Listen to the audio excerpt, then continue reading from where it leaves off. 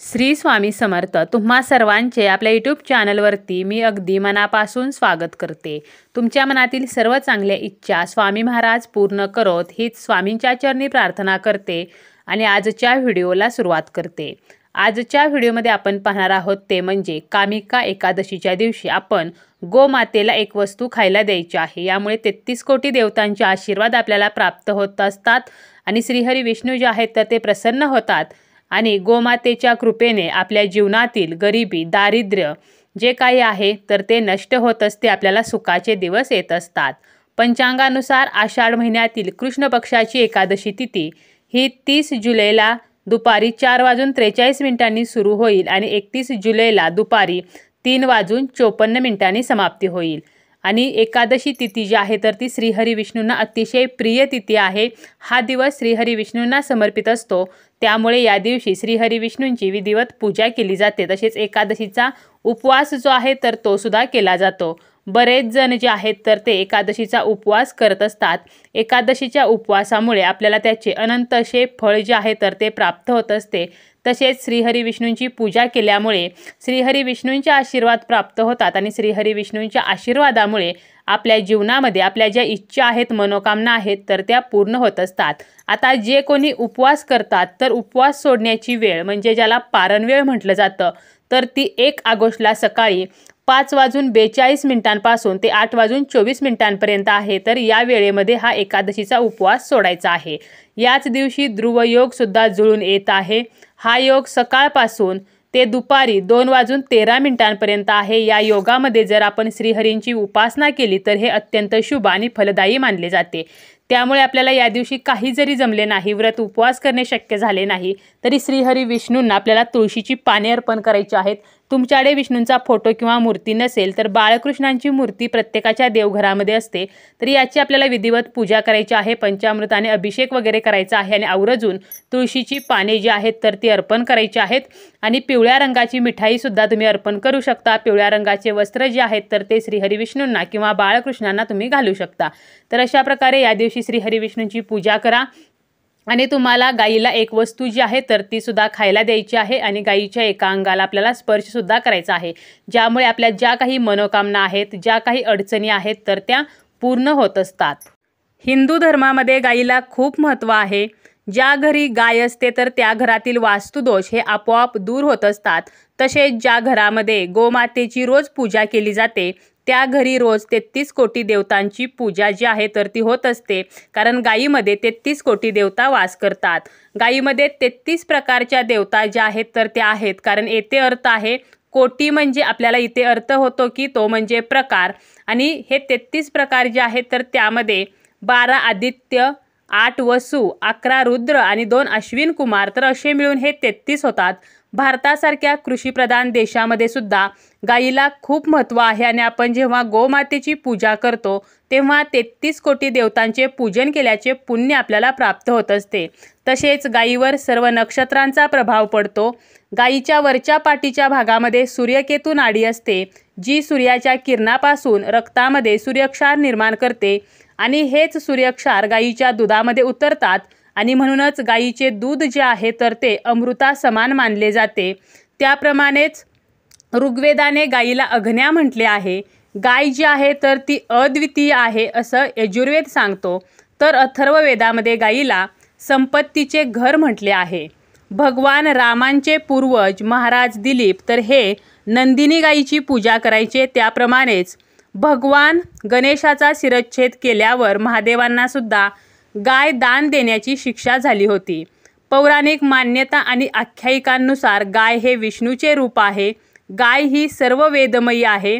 भगवान श्रीकृष्णांना सुद्धा संपूर्ण ज्ञान हे गोचरणातूनच मिळाले. तर एवढं महत्त्व या गायीला आहे.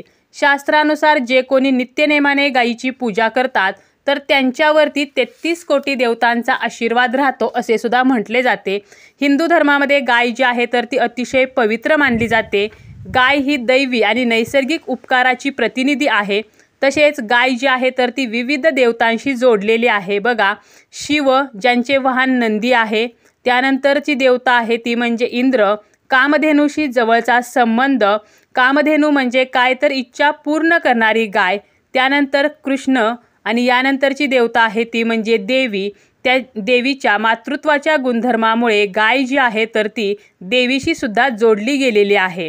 तसेच गाईला पूजेमध्ये सुद्धा खूप महत्त्वाचे स्थान आहे, कारण गाईपासून मिळणारे जे गोमूत्र आहे, पंचगव्य आहे, तर हे शुद्धीकरण आणि तपचर्येमध्ये वापरले जाते.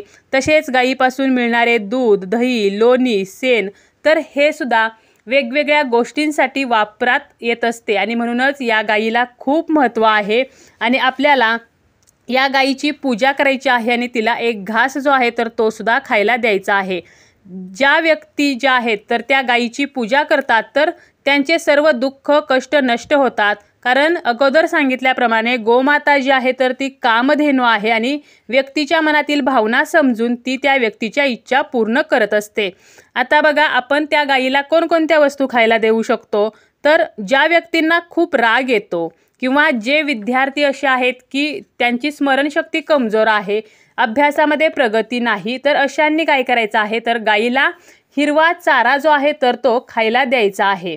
हिरवा चारा खायला दिल्यामुळे बुध ग्रहाची स्थिती सुधारते, सर्व संकटांपासून आपली सुटका होऊन मुक्ती मिळते. त्याप्रमाणे जर आपली कामे रखडलेली असतील, ती पूर्ण होत नसतील, सतत घरामध्ये अडचणी संकटे येत आहेत किंवा घरामध्ये आर्थिक समस्या ज्या आहेत तर त्या सुरू आहेत, काही केल्या पैसा टिकत नाही, सततचं आजारपण जर घरात असेल तर काय करायचं आहे, गाईला कोणती वस्तू खायला द्यायची आहे तर तुम्हाला गाईसाठी एक पोळी जी आहे तर ती बनवायची आहे. आता ही पोळी बनवताना आपल्याला काय करायचं आहे तर कणिक मळताना त्यामध्ये थोडीशी चिमूटभर हळद घालायची आहे आणि पहिली पोळी जी आहे तर ती आपल्याला ही बनवायची आहे. म्हणजे पहिलीच जी पोळी आपण बनवणार तीच आपल्याला गाईला खायला द्यायची आहे. आणि यानंतर आपल्याला गाईच्या कानामध्ये आपली इच्छा सांगायची आहे.